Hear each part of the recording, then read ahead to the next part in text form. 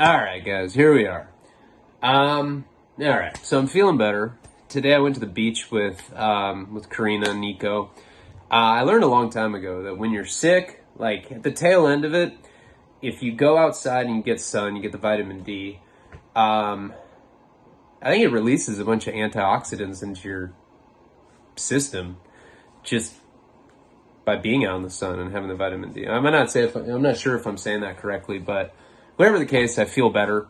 I was feeling pretty bad there for a second. And then I think that there's like a psychological aspect too. Like, you think you have COVID and then you cut your dick off and you send it to a relative and they get in like a shoebox. You're like, oh, Ryan sent his dick again. They're like, that kid's weird.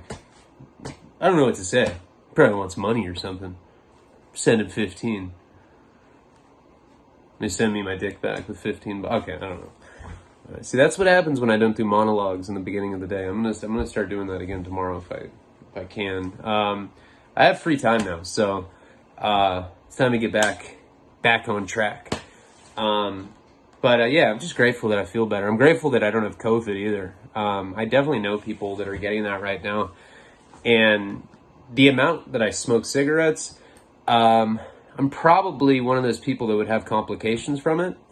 I've been pretty unhealthy most of my life. Not unhealthy where I'm getting sick, but just, shooting drugs is not usually a testament to a clean lifestyle. That's usually, sending dick in shoebox lifestyle, which hey, I'm Ryan, I do stuff like that. I'm sorry if I sound awkward or, it's actually getting used to this without headphones too. Broke my Beats and I don't know, I'm just kind of mad at Dre.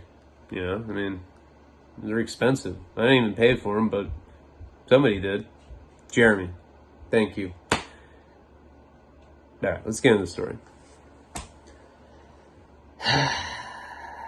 Oh yeah, I just gotten caught masturbating at Centinella State Prison, and you really that's not.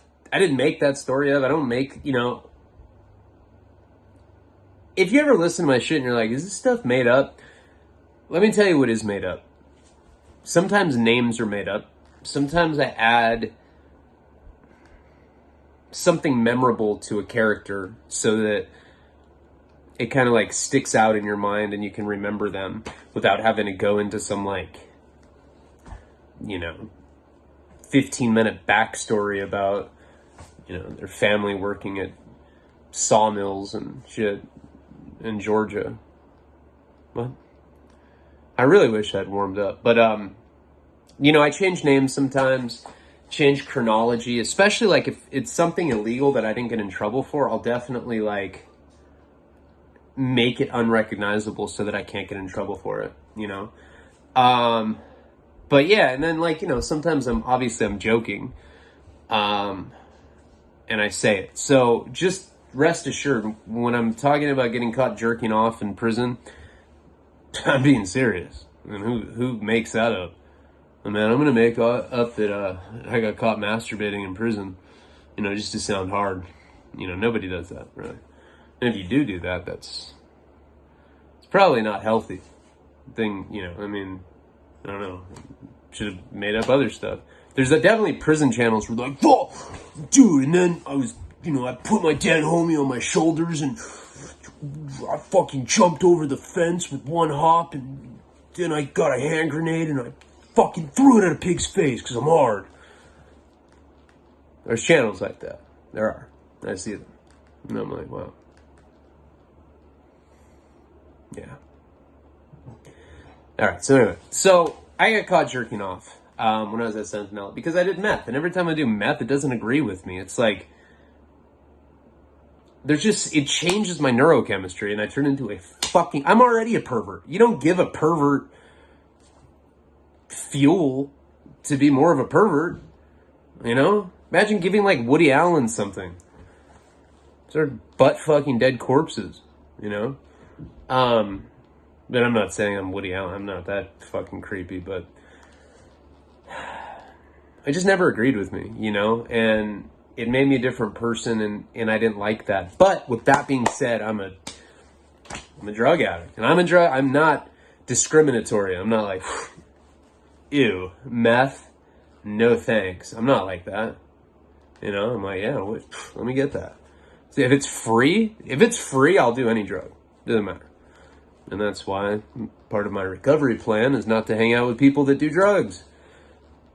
I'm around drugs sometimes, but I try not to put myself in that position these days because I have a son and he deserves better than to have me die. And that's what will happen with me. I'm surprised I made it this far, you know? I was already traumatized at this place. Centinella was traumatizing. I mean, I look back and hands down, this is the period right here that I'm telling you about that's fucked my mind up more than anything. I think solitary confinement did too. You know, like sometimes I'd still chill with Mandy. She's like, hey. I'm like, shut up, Mandy. Bitch. She's like, ever since you got out, you're just different. I'm like, can we talk about it later? She's like, fine. You know, solitary fucked me up for sure. And I saw violence at various prisons and jails too. You know, it's not, prison's worse than jail, but you're exposed to bad things in jail too. You're gonna, like, I don't know. I never really liked violence. You know, I know there's weird people that like watch the Faces of Death DVDs and they're like, this shit's ill. And you're like, dude, you're watching people get in car accidents. Fucking gross, you know? But there are people that like violence for the sake of violence. Never been that kind of guy. So long term, it started affecting me. So getting out that first time, I was affected, and it took me a while to stabilize from that. But this last time, I was betrayed multiple times. Multiple times. Time out. I got to say this before I forget. One of the guys that smashed me at Victorville, he had a girlfriend. He was from Washington, and it was a very memorable name, right? So I looked her up the other day. I just had a suspicion that this dude was fucked up, right? I looked her up. This chick is 16 years old right now, meaning when he got locked up, she was 14 or 13. Yeah, 13. She's 16 right now. I'm going to put him on blast. You know, I need to figure out what his real name is, but I remember what her name is, but I'm going to put that guy out there for sure. He's a fucking pedophile and he deserves to be exposed. But, I just found that out yesterday. I was like, wow, that's checks out, you know, beating me up for doing nothing wrong, trying to come out and like do what I'm supposed to do. And I got beat up from that. And that stuff's traumatizing. You know, you get conditioned doing time to think of everything a certain way. You know, you're like, all right, this is what solid means. And like, if you do this, you're not solid, but like solid plus solid equals super solid, you know, and you start learning this weird convict math and code and, you know, and it was really hard for me on this last term getting jumped multiple times for shit that I didn't do wrong. I really didn't do anything wrong in any of those situations. Sure, I did drugs in prison, you know. There's people that go do time, they don't gamble, they don't do drugs, they don't fuck punks. And they still get beat up, you know? It's one of the biggest problems with our system is that you throw drug addicts that are sick with addiction into the system that makes you more violent. And it doesn't, I mean, what do they expect? You're a hardcore drug addict when you're out in the free world, getting pussy, watching HBO, leather couches, and then they put you in a cell with Tom. You're like, oh man, you know what? My life's way better now. I'm going to stop. You know, common sense would say that you get to prison and you kind of you've been burned. You burn your hand on the stove because now you're suffering this grave consequence of doing time. That's just simply not how addiction works, You don't learn your lesson with addiction. And if you do, you're not a real drug addict. Oh, man. Wow. That consequence was pretty harsh. Yeah, I'm done with drugs. Doesn't work like that. There are people that dabble in drugs that have bad consequences and then stop. They don't have the sickness, the fucking illness of addiction. They don't. The people that have the disease, and that's debatable, right? People will be like, it's not a disease, you choose it. You choose it, so therefore it's not a disease. I think it is a disease. We've talked about it a million times. It's progressive. It's ultimately terminal. It will kill you. And it's also curable. It has the symptoms of any other terminal disease. Now, the part that's debatable is how many people are actually drug addicts. Usually, from my experience, the people that I would say that have like the disease, like a real compulsion sickness of addiction, seem to not really understand consequences. It's like, hey man, you can get high right now. Tomorrow we're cutting your dick off. And you're like, I want to get loaded. I don't even care. And then when you get your dick cut off, you're just like, can't believe they were serious about it. And then you become a mime.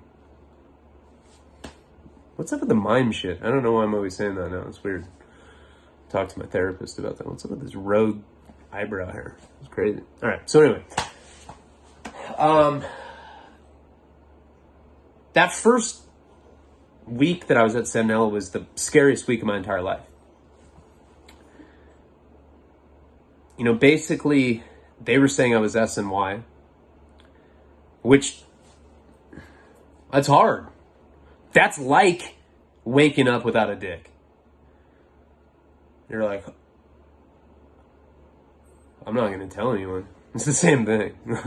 I'm not going to tell. And most people wouldn't, I don't really care, at this point. My life's amazing. You can say what you want, but I think it's better just to kind of explain honestly what my experiences were. What's the fucking point of being like, oh no, I snuck hand grenades in there, bro. I was blowing up fucking PCs. Lames. Eventually you're going to get caught, right? If you're lying anyway. I will say this. I've never rolled it up, I can say that. I never snitched. I'm not a sex offender. Sexy, hot tan offender, but I'm not a sex offender.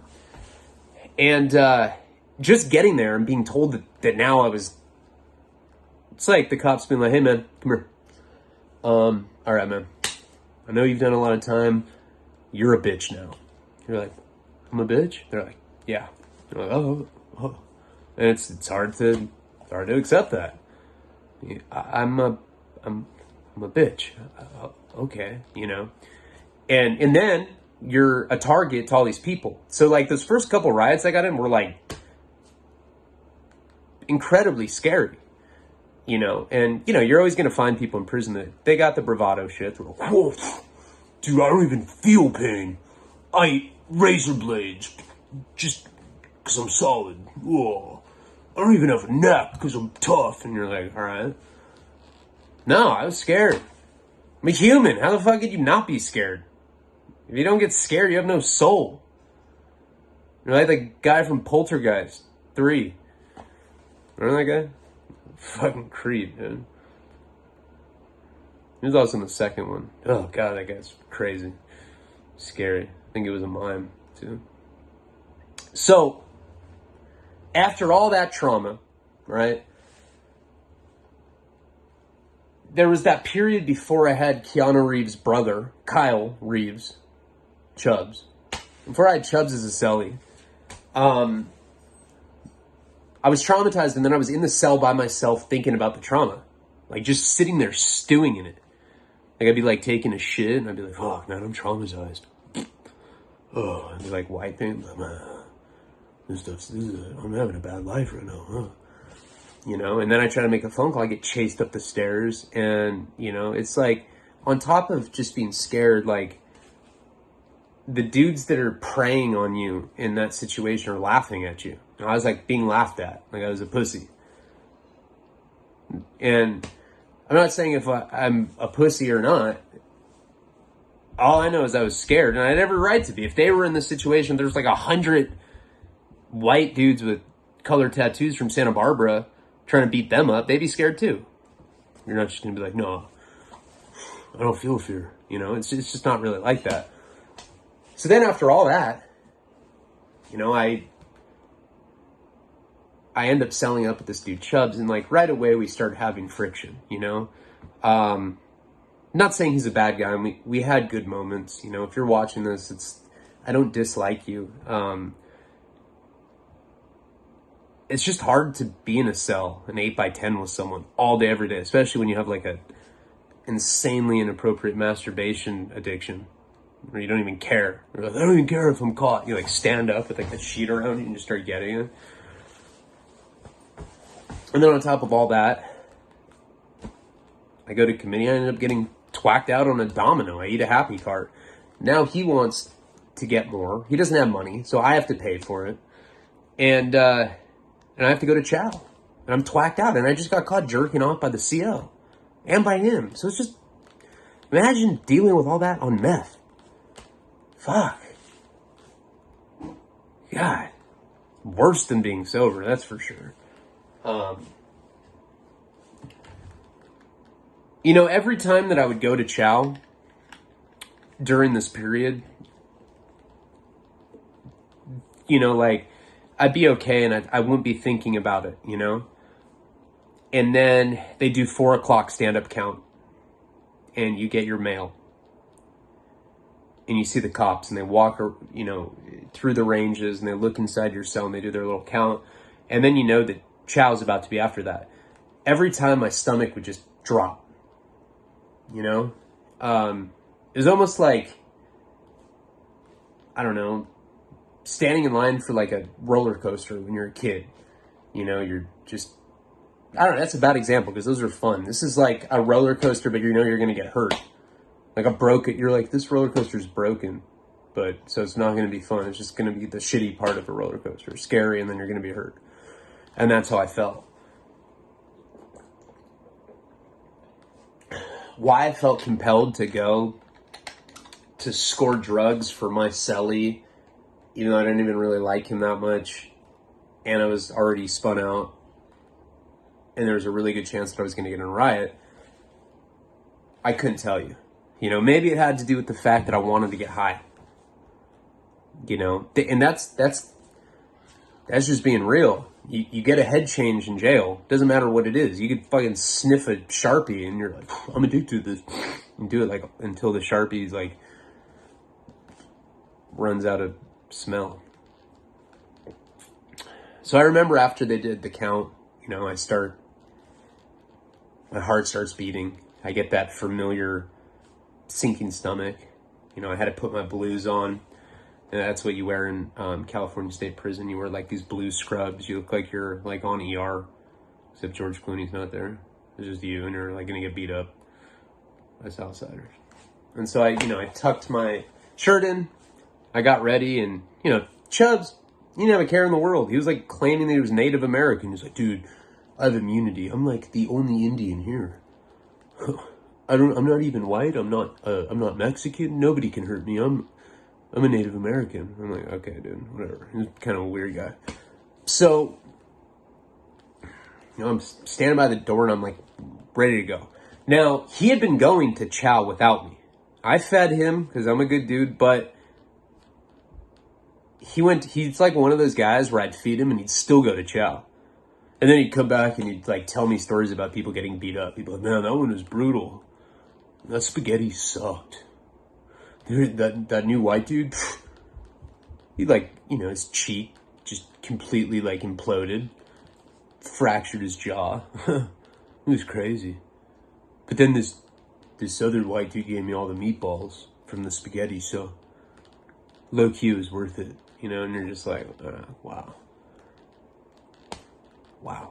I should be out of prison being a father. I'm with this dude because I just ate a piece of paper the size of a domino and spun out on meth, and now I have to go score more for him, and there's a good chance I'm going to get beat up. Checks out. So the door opens, right? It's these, like, sliding metallic door. Opens up. And, I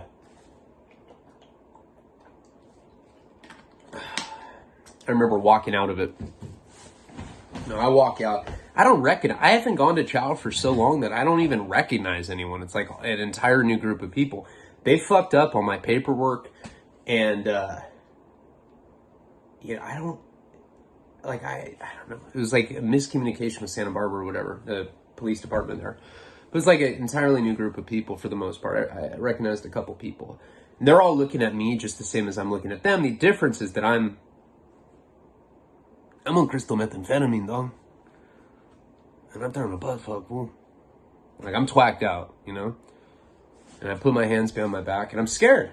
As soon as I walked, like, towards the podium where you have to meet the cop and they escort you to chow,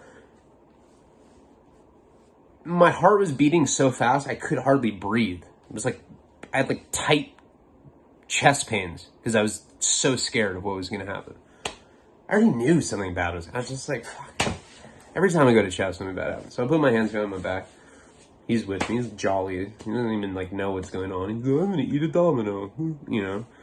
So we end up walking to chow, and there's probably, I don't know, 6 people in front of us, 10 people behind us, something like that, right? My eyes are wide, you know, wide like a headlight or something, you know. I'm just like trying not to look high, but I probably look so much higher than I do if I wasn't, like, trying so hard. I'm like, cops, like, looking at me, you know. He's just like, wow, that guy's probably on meth, you know. And so we end up getting to the chow hall, and so it's about 6 people. They go in front of us. Remember, when you go in there, there's like this metallic walkway. You know, there's like a guardrail, and it's like an L shape. So you form like a single file line, goes like this, and then it turns. There's a little window where the kitchen workers are. They'll hand you a tray, and when you get handed the tray, you're in a blind corner. So, like, something really bad could happen right there. That's where, like, if someone's going to get, like, stabbed, or it's going to happen, like, right when you're grabbing your tray, because you're in this little blind spot where the cops can't see you. Because remember, the cops come into the chow with you. So there's, like, usually, like, 20 or 30 of them. Cops from all over this huge, Centinella is a huge prison. They have a level 4 yard, they have a 3, they have a couple, I think they have a couple 3s, they have a 4. There's no 2 yard there, but then they have the 1 yard, the support yard, which is where I was trying to go. You know, I mean, from everything I heard about it, that place was cool. I know that they had issues before I'd gotten there. And I think it's probably important for me to tell you about that right before I tell you about what happened at chow. Just so you kind of can know, like, what the history was and what I had heard about it. So what my expectations of this place were going to be, because it sounded pretty ridiculous what had happened before we had ever gotten there. So about 6 months before I ever set foot into this institution, they had just started the integration, right? So that's when they had started mixing general population with protective custody. Why they were doing that, who knows? You know, the state's official response is that there was a proliferation of violence and gangs in protective custody. Dropouts started forming their own gangs, which is absurd. Like, why would you drop out of general population and then join a gang in protective custody? You know, and like I've said before, it's like multiracial gangs. It was like the Village People. There's like an Indian, black guy dressed up like, no, I don't know. It was weird. Yeah, it could be multiracial. It could be black guys, Mexicans, whites. You know, it's just different than what general population gangs look like. So back then is when they had first started the support yard. The yard that I was trying to get to was the 1 yard at Centinella. Because I didn't have a severe history of violence, I'd never been to state prison before, so they didn't even count my Fed terms. you know? When the counselor at Wasco was doing classification, he didn't count my Fed terms, you know? And like everything's on points. So the more points you have, the higher level yard you go to. So for him, the only thing I've been busted for was pandering, which is like a very low level crime. And then they take your age into consideration. And I was like 33 years old at this point. So I was, you know, endorsed, well, you know, in the feds, they would say designated to level 1 yard, support yard. When they had started the integration, it was a general population yard. So the support yard that I wanted to go to was GP. They had to start bringing SNY to this yard, to all support yards. See, that's this big misconception right now. That's happening all over the state, and it's been happening, but you're going to find people that are like, yeah, I just paroled from a support yard. Oh no, there were no SNY there. Bullshit. People are lying about it. People even said they were lying about it at this place. You know, they're like, oh, I'm just going to lie about it to my homeboys. No, that's the truth. They're basically manufacturing PC, making you no good. You know, you program with PC, that's it. Bye, end of career. That's a good career to retire from, too. Who the fuck wants to be a career convict? Certainly not me. But anyway, at that time, they were bringing busloads of SMY. So for those of you that aren't from California, SMY stands for Special Needs Yard.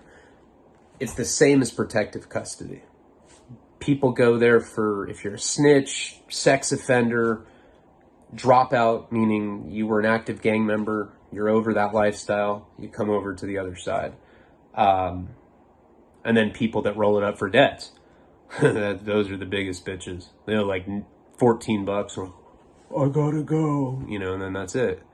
They're SMY. And, you know, on that side, there's things that you're not going to see in GP, you know, like people can butt fuck. Butt fuck's been legalized. Seriously, I'm not even joking about that. It's like decriminalization of butt fucking. I'm talking politically. Like guys have sex with each other. And then they like write their wives. They're like, I love you, babe. And they're just getting it. Yeah. Scandalous shit. So PC and GP they're mortal enemies.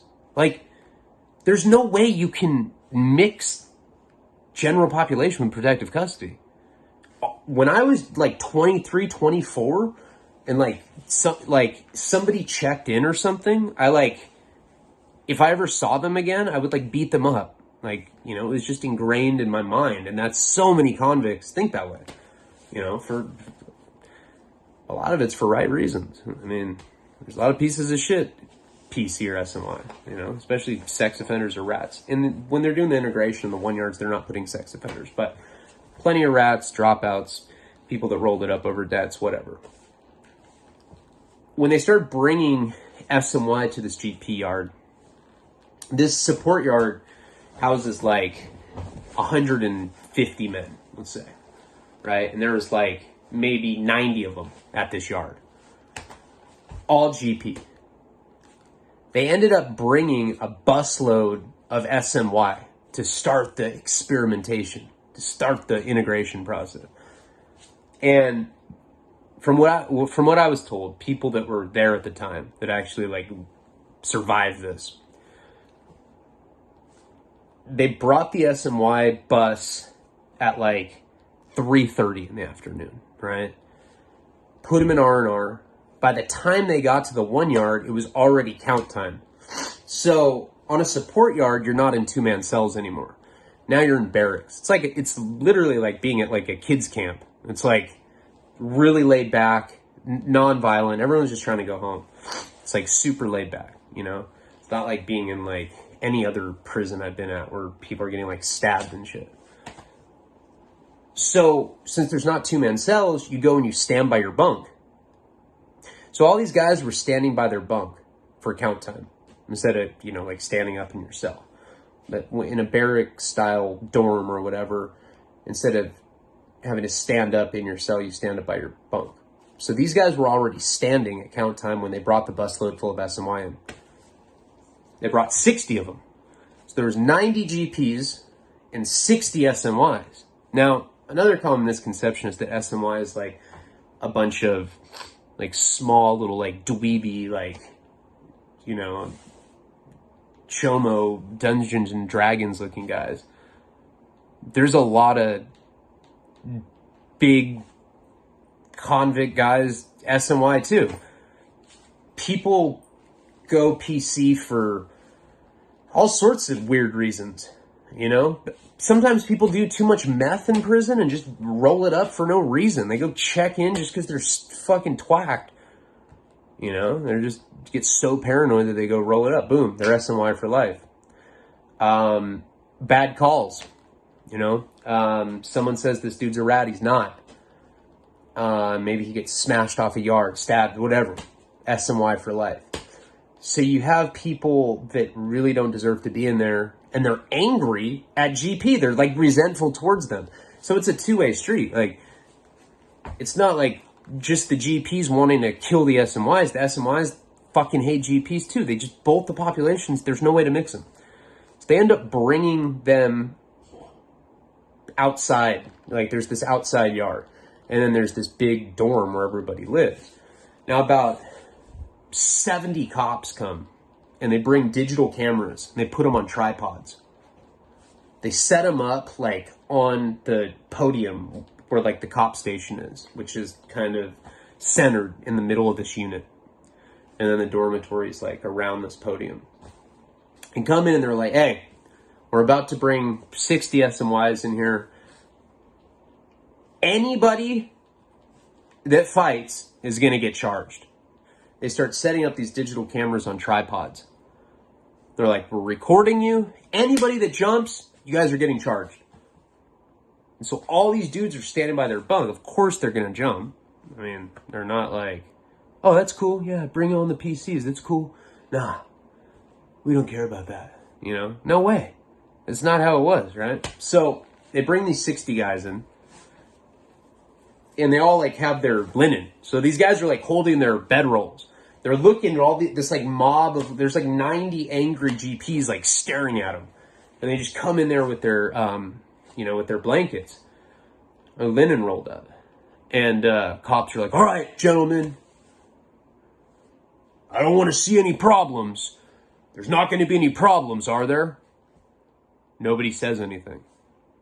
It's like the beginning of like a WWF match or something, you know? A guy had like a referee outfit on, and he was like blew his whistle. He's like, all right, GP versus SNY, go! And then like it just, you know. So he asked them if they were going to do anything. They said no. People that I know that were there said maybe 10 seconds went by after that, and the entire place went up in flames. The SNY just ran right into the GP. The GPs didn't know that the SNY was coming either. They were complete. They didn't have time to prepare. The state at least had the foresight to know that.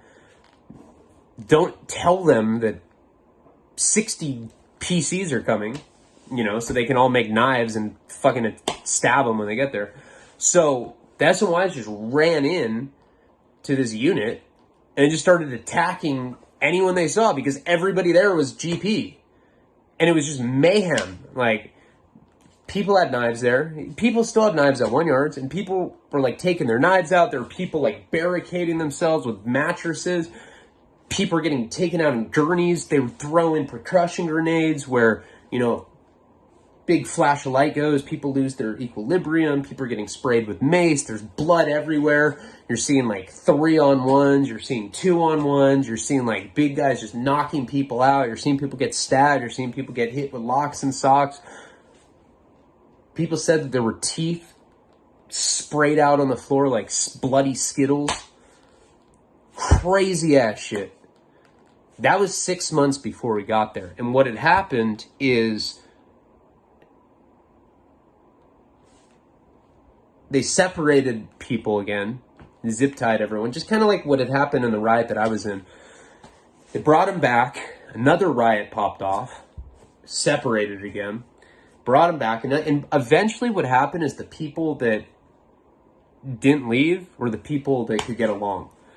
There were enough people in there that were just humans. They were just like, this is stupid. Like, I got kids at home. Like, I don't really give a fuck what you did. I don't care. Like, I'm going to stay in my lane anyway, which is what you should do in prison. Other people's business shouldn't even, it's like, whatever. You know, it's like these guys in prison that were like, oh, dude, you're in the same 100, fucking yard vicinity as a PC. Yeah, dude, go look on Megan's Law or like one of these sexual abuse websites. You're living on a block with sex offenders. You're programming them with them out here on the street, and you have kids. But you're cool with that. But in prison, you can't, it's just like, it's really weird stuff. Point is that was an experiment that eventually got smoothed out over there at the 1 yard. But we were still on the 3 yard in orientation waiting to go over to the 1 yard, because now what they were doing is they were doing the mixing right there in orientation at the 3. Like, it's basically like, okay, we're going to figure out who's who at the 3 yard, and then we'll let you go to the 1. Once in a while, they fuck up someone's paperwork, like what they had done to me, and I'm just screwed. I'm just stuck in this like purgatory where I'm like, I'm in harm's way every single day. And that's exactly what happened. Swear to God, like that's how it went down. So just know that I knew what it was then, and that if I just made it over there, like somehow they had learned how to like, coexist. Not like where I was right now. Right where I was at this point on this 3 yard in orientation, slam down, but I could go out for chow. Every time we went to chow, it was volatile and something cracked off. Pretty much every time. Seriously. So that night, I'm twacked out. And I'm sorry for that side tangent, but I thought it was definitely important so you could understand what was going on, because it's confusing. If you're not from California, if you haven't been to prison, you really have to understand like how strange of a situation this was. There's people that have been to the joint. I'm like, hey, SNY and GP got mixed, and still, like, there's people like Blase, who has done a shitload of state time on like high level yards. This is science fiction to him. He's like, what do you mean they mix you with PC? I'm like, that's what they're doing now. And he's like, oh, fuck no. I couldn't do it. And, I was doing what I had to do. I just want to get home to my kid. That's where my priorities were. Even though I was high on crystal meth on a piece of greeting card going to chow to get more. But, if you're a drug addict, you understand that. So anyway, I get to the chow hall. And I get to this L where it's blind. Now the whole time I'm freaked the fuck out. I'm very wincy. I'm like wincing and I'm just very scared. The meth amplified it, definitely. I grab my tray. I remember like grabbing it, like really like grabbing it like as if my life depended on it, like grab the tray as if it was a life preserver. And I just turn the corner and I kind of like go like this, just like, okay, am I going to get hit? Like I probably look like, seriously, I have the tray like this.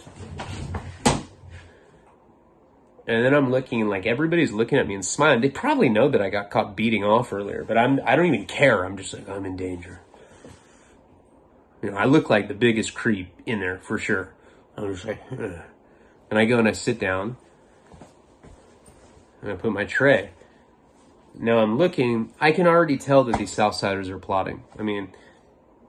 Perhaps it was the meth, but honestly, it was like the signs were apparent.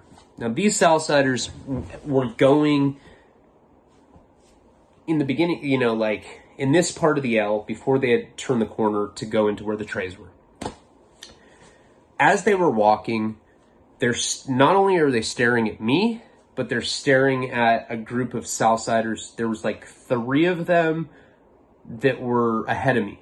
So I can't tell if they're looking at me or looking at the guys, but I know they're looking at somebody with like that plotting and planning crazed look, like, you know, very like, you know that it's going to go down, you know? And another thing, I didn't know who was SNY and who was GP. No idea. Didn't know what. I know that my celly was SNY, and I know that I'm considered SNY. But I have no idea who's considered, and anybody that had been at that yard too. Remember those skinheads that I told you about that basically like made a treaty with me? Like, I don't know, it was like the second riot that we were in the night after the first one. It was the night of the first riot. So the first riot was in the morning. The second one was at night. Those guys had been on the yard for as long as I had. So they're no good. Like pretty much anyone that had been there for any extended amount of time was PC now. That's just it.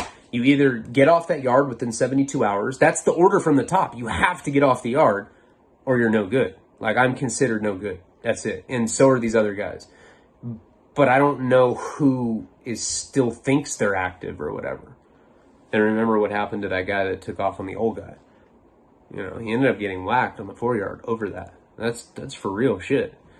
He was trying to like make it seem like he had gotten right off the yard when in actuality he had gotten off because he got in a fight with his girlfriend and he wanted to go beat up an old guy and then lie about how long he was on a mixed yard.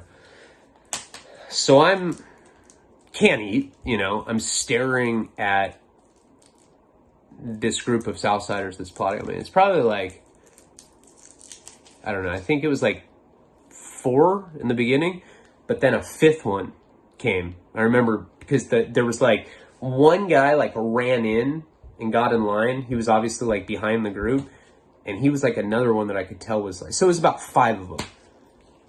Now I see Wedo, and he hands me a napkin.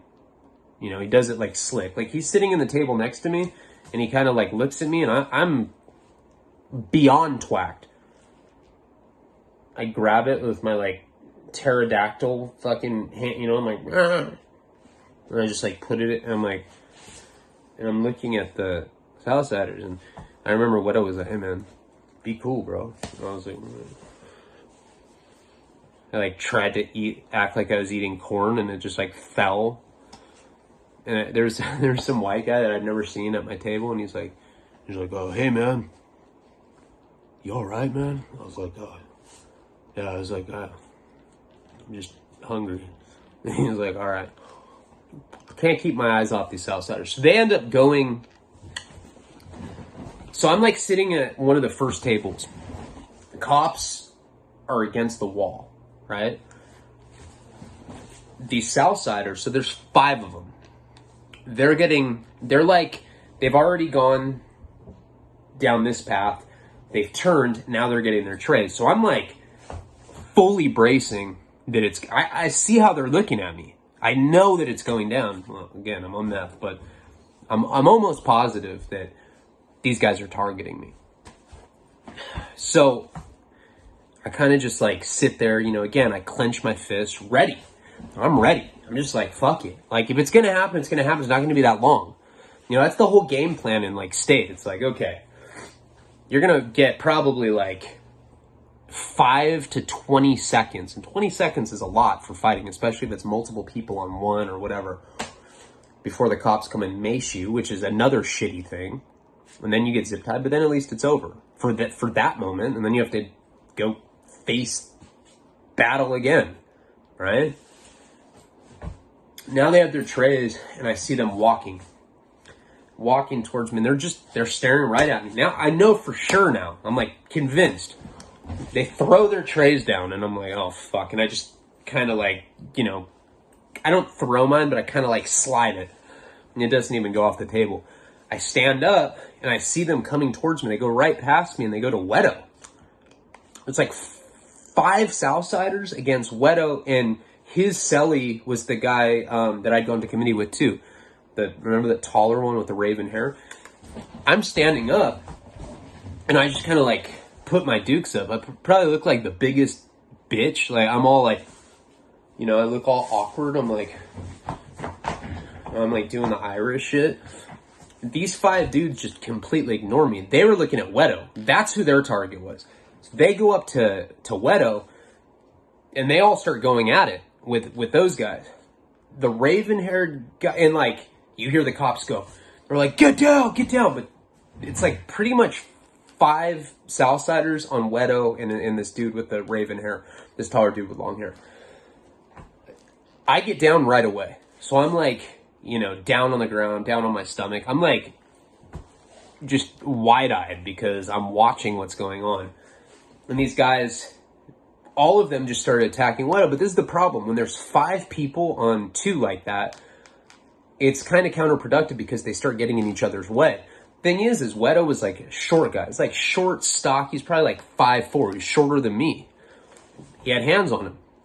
He's short. These guys are kind of like stumbling because a lot of these guys are youngsters. They're youngsters. That's why they were going to a 1 yard anyway. They're trying to make a name for themselves. So they start trying to, to get Wedo, but Wedo knows how to fight. And he just starts getting them. He starts getting shots in on them. The guy with the raven hair, he got like, I think 1 or 2 shots in, but he got hurt pretty bad. Like his face got split open. I know Wedo cracked one of them hard enough where he broke their nose. And the dude was like screaming. And now the cops that are on the wall start running towards us.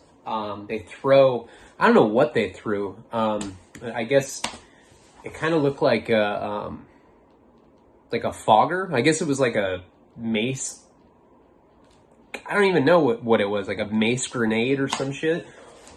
But they threw something on the, or maybe that's just what I thought happened. Whatever the case, once again, I get maced, you know? And I thought it was because they had thrown something, but I could be wrong. Just thinking about this stuff, it's like, so like, I feel like the volume's up in my mind, you know? It's like pretty traumatic because I was convinced that they were after me. So now I'm on my stomach. I get maced after this cop. I thought he had thrown something. And I just remember my eyes start stinging, so I can't really see what's going on. And then I just feel like, you know, I get like stepped on. I think a cop stepped on me. I'm not really sure because I can't see because my eyes are squinting. They're burning. I just hear a bunch of commotion, and then I just get zip tied, you know? And I'm getting like used to this. This is happening pretty frequently. I remember, you know, normally what had happened in situations like this, which I'd already been in quite a few, you know, I was like relieved, like as soon as those zip ties went on me, even though I was maced, and which is, you know, it's not like if it's been done to you multiple times, it hurts any less when it happens to you. It really hurts, and it goes down your body and it'll sting your balls. Sometimes your asshole too, you know, it's crazy. I feel like, I don't know. I can't think of something witty to say about that, but it just sucks, you know, and it burns your private parts. But I remember that relief that would normally come to me from going to something like that, surviving, not getting beat up, not dying.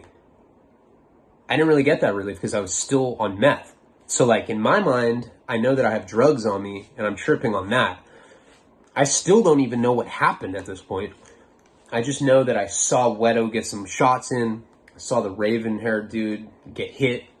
I saw somebody get hit in the nose, clearly broken because the guy was screaming. And then I saw somebody get thrown on the ground, and then I just remember getting maced and then zip tied, and I was like, somebody had stepped on me. That's really like all I remember. Like that's how traumatic that event was, but I was also had a heightened sense of what was going on because I was on meth. So it wasn't like a just clear memory, you know, it was like so hardcore and so like, revved up anyway. And that's what I remember from it.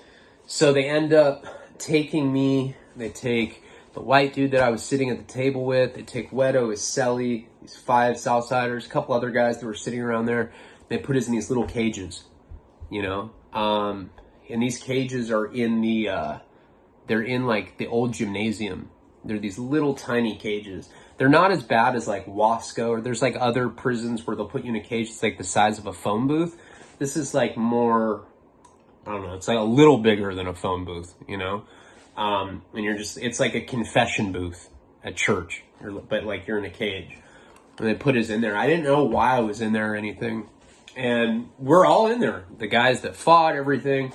And they start talking shit to Wedo, you know, these other Southsiders. And they're talking shit to him because he's a dropout. So he was SNY, you know, which I knew. I didn't know that they knew that, and I forgot that. And when they were looking at me, I thought that you know, I thought that they were going to come after me.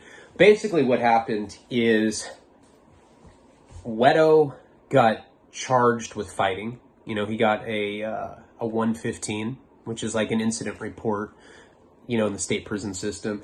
The guys that were fighting got that as well. And then they wanted me and the dude that I was sitting with to give some sort of statement on it. We refused to do that. I was like, I didn't see anything. And, you know, the whole time, once I got in that cage, I fucking hooped the napkin with the domino pieces on it. And Chubbs didn't get taken with me either. So I hear Wedo talking to these Southsiders, these active Southsiders, GP. So like Wedo and his cellie are in we're all in like separate cages, but we can talk to each other. And we're there for hours. And basically Wedo is telling the GP guys that he has happy cards. It was amazing. As soon as he said that he had drugs, their entire tune changed. You know, they're, hey dog, Spencer, you know, I had orders from up top, fool, and you know, they told me to take off on you, and you know, I didn't know that you were from such and such, some neighborhood. I don't know. Like, as soon as they found out that he had meth, they started kissing his ass. And that's a real common thing that you're going to see in prison. You're going to see gang members that act like they're on some idealistic shit, you know, come to a mixed yard. They're going to take off on whatever dropouts they see, you know, just to get off the yard. But when it comes down to it, the vast majority of gang members are also drug addicted. You know, you see that more in Hispanic gangs than you do in black gangs.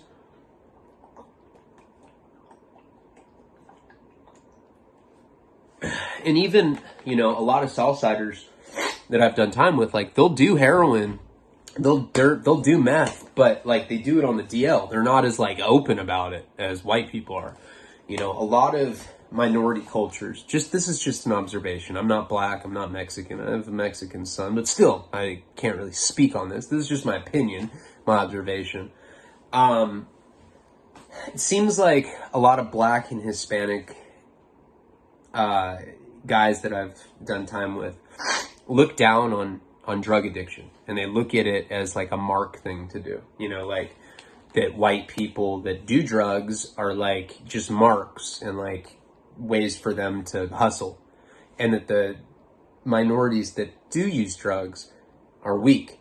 You know, you'll find some very disciplined norteños that won't use anything in prison. You know, you'll find disciplined white guys like that.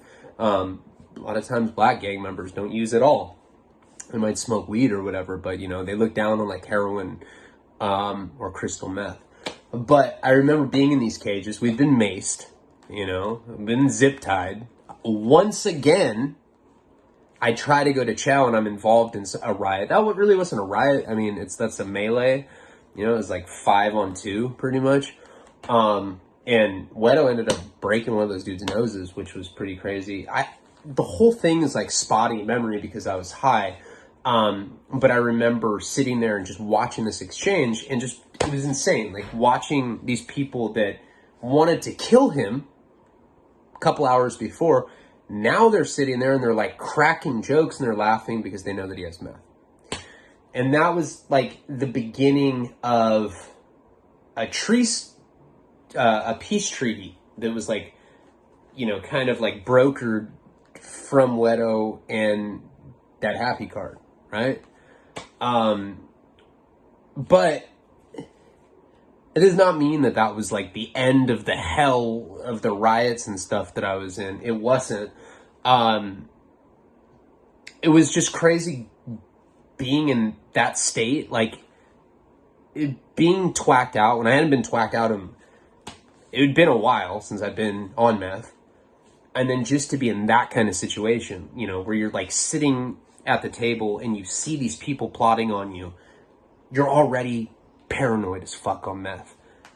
Especially when you've been in these riots already and you just kind of know what time it is. The whole thing was really traumatic. And then an interesting kind of, you know, plot twist with all that is that they seem to forgive everything because he had drugs. They didn't care. Just their principles. Oh, I guess it doesn't matter.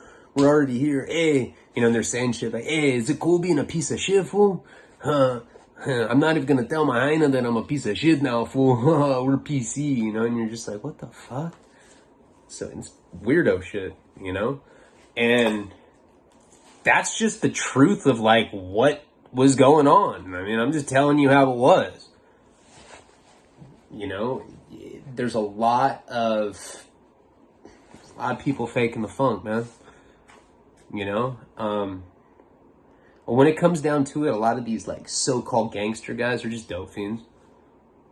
You know, that's it. Even some of the whatever. So, yeah. So that's what happened with that. But we'll get back into what happened at Centinella. I want to tell you in the next video what happened with the letter with Chubbs, and then tell you about one of the absolute worst riots I've been in when I was there. It's coming up. It's probably not going to be for like another video. I don't know. Maybe I can get it on the next one. But yeah, I'm feeling better. Try to put up some exclusive stuff tomorrow for Patreon. Florida, China finally, what really happened. Finish the Paul series. There's a number of stuff I want to do. So appreciate you guys. I really do. And feels good to feel better. And yeah, that's it. Palabra.